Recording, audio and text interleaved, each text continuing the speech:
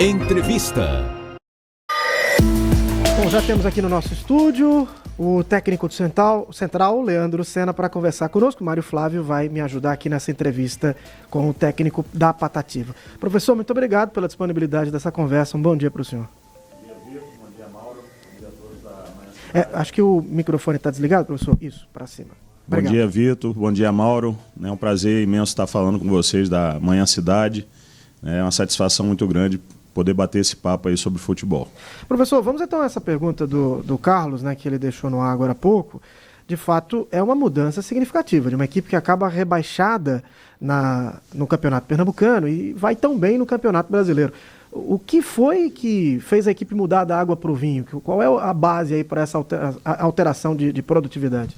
Bem, na verdade, as contratações que foram feitas, né, nessa reformulação de jogadores mais experimentados em competições nacionais, né? Então, estava comentando ali nos bastidores a assertividade que a gente teve, né, na reformulação do elenco para o Campeonato Brasileiro da Série D, sabendo que o Central vinha de um insucesso no Pernambucano, né? Tanto eu quanto o presidente Sivaldo e juntamente com o Ítalo e todo o departamento de futebol, a gente procurou, né, ser assertivo nas contratações com jogadores mais rodados, mais experimentados na Série D do Brasileiro. E graças a Deus tem dado certo. Quando, professor, eu conversava com o senhor ali fora, né, a gente batia um papo, quando o senhor foi anunciado com alguns jogadores, eu até conversava com o meu amigo, o professor Gleidson, que trabalhou com o senhor lá no América de Natal, né, ele disse, Mário, se esse time der liga aí, eu conheço o trabalho do Leandro e alguns jogadores que ele está trazendo, esse time uma coisa vai ser um time muito agressivo, e vai ser um time que vai vender caro as derrotas. E está acontecendo isso. Ele disse isso por conhecer o seu trabalho e os jogadores que foram montados. E uma coisa que chamou a atenção, Vitor, que eu comentava até com ele, que eu vi o aquecimento do time e o professor Leandro dentro do campo, né, com os jogadores, que não é muito comum. Geralmente o preparador físico faz o aquecimento e o treinador fica por ali ou fica no vestiário e tal. Mas o senhor participa ativamente, né, dentro do campo, né, das ações do time. Sem dúvida nenhuma, né? Já que a gente treina eles no dia a dia, né, desde a minha passagem pelo América de Natal, que eu participo junto do aquecimento de jogo, né? Eu acho importante você estar ali dando força aos jogadores, participando junto com eles, já que você no dia a dia também faz esse trabalho. Então, eu vejo isso como positivo, né, essa participação. Professor, nós tivemos um desempenho muito elogiado da equipe no jogo contra o Santa Cruz, apesar da derrota. E tivemos também. Contra o América também. E tivemos agora algumas críticas ao desempenho, apesar da vitória contra o Horizonte. O que aconteceu no jogo contra o Horizonte? E por que essa variação de performance, ainda que o resultado tenha vindo no jogo com o Horizonte? E emendando com a pergunta de Vitor, é melhor jogar mal e ganhar ou jogar bem e perder? Não, primeiramente, com relação aos jogos do Santa e do América, eu pauto que os jogadores estavam mais concentrados para essa partida, né, digamos assim, mentalmente, né, tratando-se de duas equipes de camisa, né, então fizemos uma apresentação realmente formidável, né, tivemos muitas chances de sair vitoriosos, infelizmente fomos abatidos pelos nossos adversários. Contra o Horizonte, né, eu imagino que algumas mudanças feitas na equipe fez com que a equipe oscilasse. O primeiro tempo da gente realmente não foi muito bom, mas o segundo tempo a equipe reagiu, foi para cima do Horizonte. O Horizonte também vinha de um resultado positivo contra o Souza. Isso também motivou a equipe deles a conseguir pontuar aqui em Caruaru.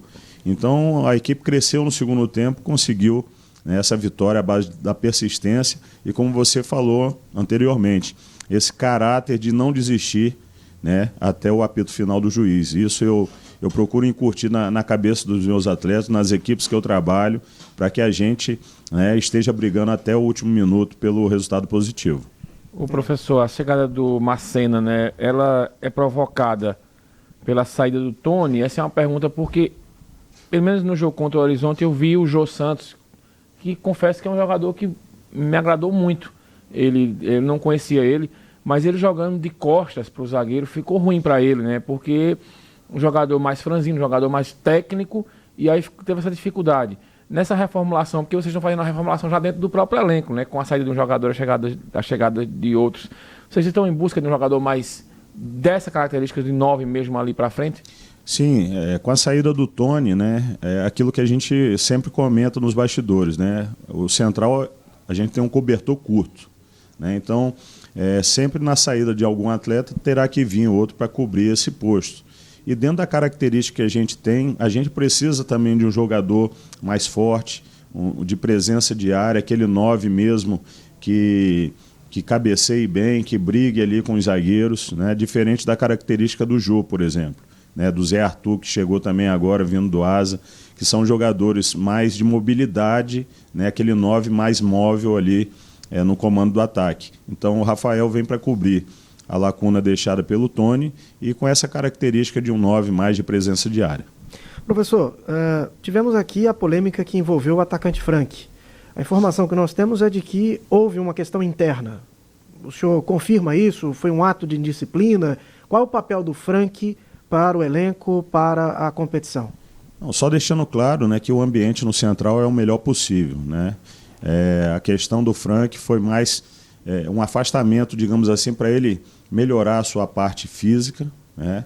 Não houve nenhum ato de indisciplina, tanto é que o próprio atleta já se justificou perante a imprensa.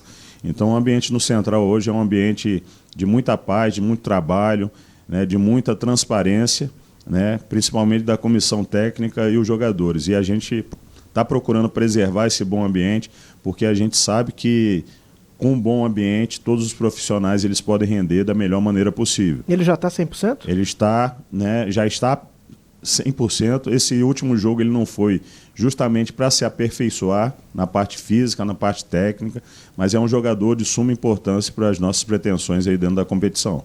O Frank a gente já conhece ele aqui, né? Jogou vários campeonatos pernambucanos e sempre jogou bem, né? Ali nas equipes do Sertão principalmente. A gente conversava também ali nos bastidores sobre essa questão dos 2 campeonatos que acontecem na Série D, né? Que é o campeonato nesse primeiro momento, que você tem que chegar ali entre os 4 e depois vem aquela série de mata-matas eternos que parece que eles nunca acabam. Tem uma coisa que o Hélio dos Anjos falou que me chamou muita atenção. Ele disse, olha, esse campeonato da Série C é um campeonato que todo jogo tem que ser uma decisão. Então, se você perde um jogo, você tem que recuperar. O senhor também trabalha isso? Porque se o Central, veja, se o Central virar o turno domingo, é a virada do turno, né, domingo? Sim. Se ele vira o turno domingo no G4, dificilmente um time que vira um turno no G4, ele sai do G4 no segundo turno. Vocês trabalham com essa... colocando isso na cabeça dos jogadores, a gente tem que estar no G4 terminar esse primeiro turno? Não, sem dúvida, né? Desde que quando começou a competição, a gente tem falado internamente, né, sobre a questão da classificação. E para você classificar, a gente tem que estar no G4. Né? Então isso a gente tem passado para os atletas, né? Desde que começou aí a competição, a gente tem estado dentro do G4. Então o jogo contra o 13 é uma final de campeonato para a gente se manter dentro do G4, virar esse turno bem colocado e aí, né, na dependência de algumas vitórias para conseguir a classificação. Então esse é o primeiro objetivo da gente, né? Quanto antes a gente conseguir essa vaga, né, na segunda fase, é excelente porque nos traz a possibilidade de rodar o elenco, né, de tirar alguns jogadores que estão desgastados também no decorrer desses 6 jogos, 7 também, jogos. Né? Tranquilidade também. Exato, o ambiente ficar mais tranquilo para poder a gente trabalhar, né, trazer o nosso torcedor para o lado, que desde a minha chegada eu tenho falado sobre isso, né, o Lacerdão tem que ser um caldeirão para quem vier jogar aqui dentro de Caruaru. Então a gente tem trabalhado com muita tranquilidade, né, com um objetivo bem definido, bem claro para os atletas e cada um buscando o seu espaço, que é aquilo que a gente fala para eles no dia a dia. Né? Comigo não tem cadeira cativa, né? Cada jogador vai buscar o seu espaço dentro das 4 linhas e a gente tem caminhado assim, graças a Deus. Professor, eu queria que o senhor falasse um pouco sobre a disputa em termos de projeção de pontos, estratégia para a conquista dos pontos. Tem alguns treinadores que trabalham com a média da pontuação para classificar e pensam jogos agrupados, 2 jogos, 3 jogos, e uma média de pontos para fazer nesse agrupamento. Outros trabalham jogo a jogo. O senhor tem uma meta de pontos para classificar? Qual seria essa média? E como que o senhor trabalha isso? Se é jogo a jogo ou por agrupamento? Não, vamos lá. A média de pontos para uma classificação na Série D, na primeira fase, é em torno de 6, 7 vitórias, né? Então a gente já tem 3 vitórias. Então, se a cada 3 jogos a gente conseguir 2 vitórias, a gente vai estar dentro da média, né? A cada 4 jogos conseguir 3 vitórias e um empate, ou 2 vitórias, 2 empates, a gente vai estar dentro da média de pontos para a classificação. O senhor apresenta isso para os jogadores? Apresento isso para os atletas, né? E a gente tem buscado isso. E toda vez que a gente sai derrotado de um jogo, a gente tem que buscar a vitória no jogo seguinte. É importante essa reação até pela questão da segunda fase, né? No mata-mata você vai ter que buscar uma reação imediata se você sair derrotado no primeiro jogo. Então a gente tem trabalhado isso mentalmente também com os atletas. No mata-mata, né, pensando lá na frente, também tem uma boa colocação importante para de repente evitar confrontos mais difíceis, digamos assim. Embora é outro campeonato, né, é outro jogo, é outra história. Ontem eu estava no Recife e de repente um amigo me mostra Didira no Central. Didira? Aí procede essa história, professor, de 0 a 10. Qual é o percentual aí para Didira vir para o Central? Eu acho que 5, né? Porque Didira é um jogador que trabalhou comigo. O senhor queria ele no Central? Não, o jogador que trabalhou comigo no ASA, no ano passado, certo? E foi muito bem, né? Inclusive, quando eu tive agora recentemente no União Rondonópolis, Didira era um nome na pauta da gente de contratação, só que ele acabou acertando com o Porto Vitória, que é uma SAF lá do Espírito Santo. É um jogador extraordinário, um líder, né, dentro do vestiário também. Né? Se ele vier, né, seria um grande reforço para a gente, sem dúvida nenhuma, pelo seu histórico no futebol, de um jogador vitorioso. Mas a gente sabe também que o mercado do futebol ele é difícil, né? Tem outras equipes também que podem estar atentas a essa situação do Didira. O financeiro está pesando para ele acertar? Pode pesar, né? A gente não tem um orçamento muito grande e realmente, se tratando de um jogador assim renomado, às vezes a dificuldade financeira é grande para poder trazê-lo. O senhor acha que o futebol brasileiro ele perdeu a noção dessa questão de salário, né? Porque são absurdos assim as coisas que a gente... Os contratos são absurdos quando você vai para os grandes clubes, né? Principalmente, né? Contrato de jogador que... feito aquele do Corinthians, o holandês que dos 5 milhões que o Corinthians ganhou, 4 milhões era dele praticamente. Na verdade, está inflacionado demais o futebol brasileiro. O futebol hoje ele está inflacionado, né? Já de uns tempos para cá. Tanto é que antigamente os abnegados conseguiam pagar uma folha de salário. Hoje já não consegue. Hoje já não consegue mais, tem que ser através de patrocínios, né? Através de empresas, através das SAFs. Né, porque realmente ficou muito oneroso o futebol, né, sobretudo as grandes equipes, né, e já está chegando também para a Série D do Brasileiro. Mas veja, às vezes o jogador, por exemplo, ele vem pela relação que tem com o treinador, pela confiança, uma ligação sua, Didira, projeto aqui, Caruaru, é uma cidade acolhedora, estou morando aqui, a torcida está chegando junto, o time está numa boa campanha. Às vezes, né, Vitor? Uma ligação dessa. Faz diferença. O senhor falou com ele? Não, pode acontecer, né? A gente sempre se fala, né? Eu procuro. Tem jogadores dentro do elenco que vieram assim, nessa situação de relação. E ele jogou aqui no Santa, né? Jogou, conhece. Conhece Ele já conhece futebol pernambucano, né? Então tem jogadores dentro do nosso elenco que vieram pela relação que tem comigo, né? Pela relação que tem com o nosso executivo, o Ítalo, que recentemente também era atleta do clube. Como é que o senhor enxerga as características do Didira? É um volante ou um meia? É um meia. Ele é polivalente, né? Um jogador que tem muita capacidade aeróbica, né? Um jogador muito técnico, líder dentro do vestiário. Né? Se a diretoria fizer o esforço de trazê-lo, será bem acolhido e será um grande reforço para a gente, sem dúvida nenhuma. Eu acho que seria desse time aí, se ele viesse, seria o jogador de mais nome, né? Se você olhar... Temos o Moacir também, né? Moacir, o Milton, que tem passagem pelo Botafogo. Mas Moacir ele acaba... Professor, eu queria que o senhor falasse um pouco sobre os adversários, né? O senhor acabou derrotado pelo Santa Cruz e pelo América de Natal, que são as equipes que estão mais acima. O Santa Cruz tem 16 pontos, o Central tem 10. O Santa Cruz já está classificado, o Central ainda pensa na liderança? Qual é a análise do senhor? Não, a gente vai buscar, né? A gente sabe da dificuldade do campeonato, né? O Santa realmente deu uma disparada muito boa, né? Vem aí invicto na competição, né? Tá sem perder. Mas a Série D é um campeonato traiçoeiro também. Quando você menos espera, você pode ser surpreendido, né? Então, o Santa está a duas vitórias da gente, né? O América, que tem um grande investimento, a gente está na co-vice-liderança com eles. Então, você mostra aí o equilíbrio desse grupo, né? O grupo mais difícil que temos aí na Série D de 2025. Mas o senhor vai enfrentar esses dois adversários fora de casa agora, né? Exatamente. Vamos enfrentar o Santa no Arruda e o América na Arena das Dunas. Isso dificulta em busca da liderança? Não dificulta. A gente montando uma equipe estratégica lá, a gente pode trazer pontos, né? Pode surpreendê-los como eles surpreenderam a gente aqui também, né? Eu acho que no momento que a gente está vivendo, né, dentro da competição, a gente pode buscar tanto pontos fora de casa quanto em casa. Então, fazer um grande jogo quando for jogar contra essas equipes, até o próprio Ferroviário também, que a gente vai disputar lá o jogo com eles em Fortaleza, né, na última rodada. Então a gente está tentando pautar para a gente chegar nas duas últimas rodadas já classificados, né, e é isso que eu tenho buscado com a minha equipe, com o meu grupo de jogadores, para que a gente consiga essa classificação. Às vezes as estratégias elas mudam, né, de perfil dependendo do jogo em casa, jogo fora.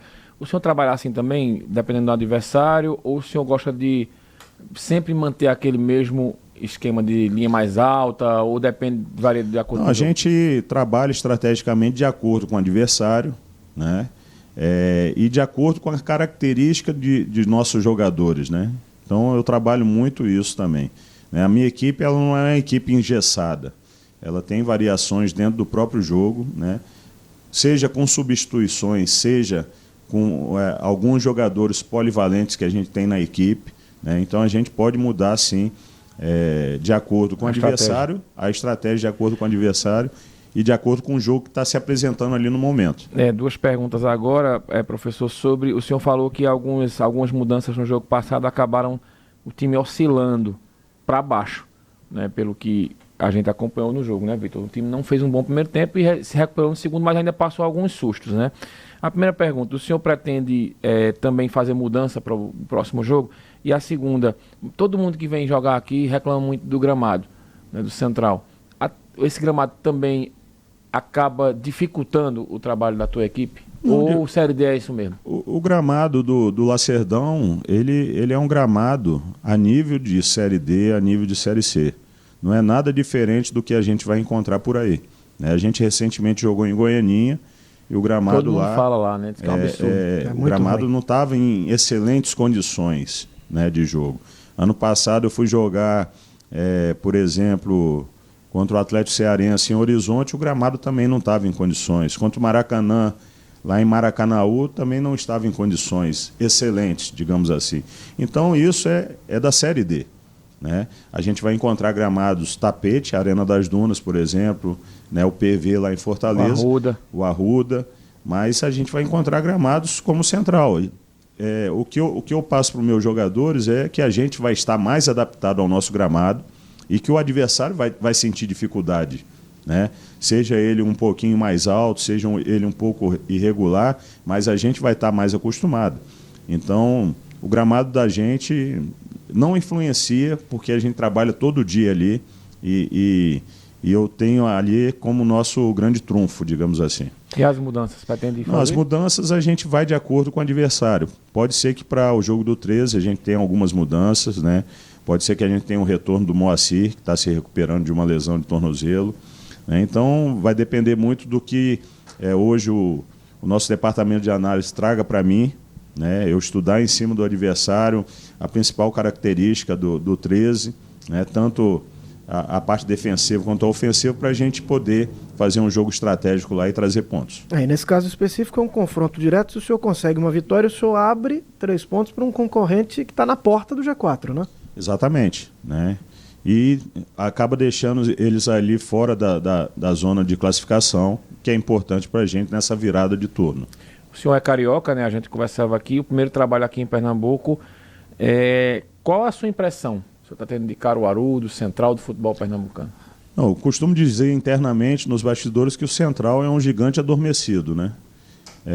O futebol pernambucano ele vem em crescimento, né?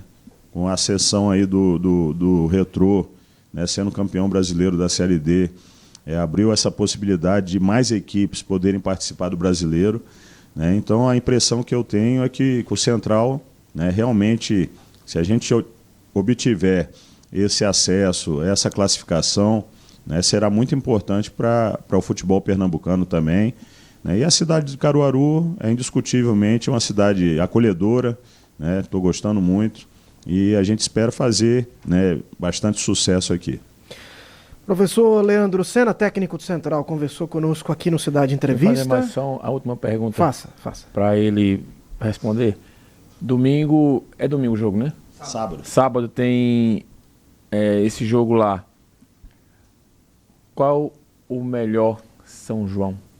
O de Caruaru ou de Campina Grande? Assim, eu não sou nordestino, né, mas já moro há bastante tempo aqui no Nordeste, né, mais precisamente em Natal. Eu acho que cada uma cidade tem suas particularidades, mas o São João é bom demais, isso que eu posso dizer. Tanto Campina Grande como Caruaru são cidades acolhedoras, né? Eu tive uma passagem também pelo 13 no ano de 2014. Antes eu fui jogador do 13 também em 2008. Então são duas cidades aqui do Nordeste que acolhem bem, né? Sobretudo as pessoas que vêm de fora. Então eu vou ficar em cima do muro aí, eu acho que 50%, Saiu-se bem. 50% para cada cidade aí no São João. Professor, muito obrigado. Parabéns pelo trabalho até aqui. Sucesso na continuidade e até uma próxima oportunidade. Se Deus quiser, agradeço aí o convite. Grande abraço. Obrigado. Vamos fazer uma pausa, a gente volta já.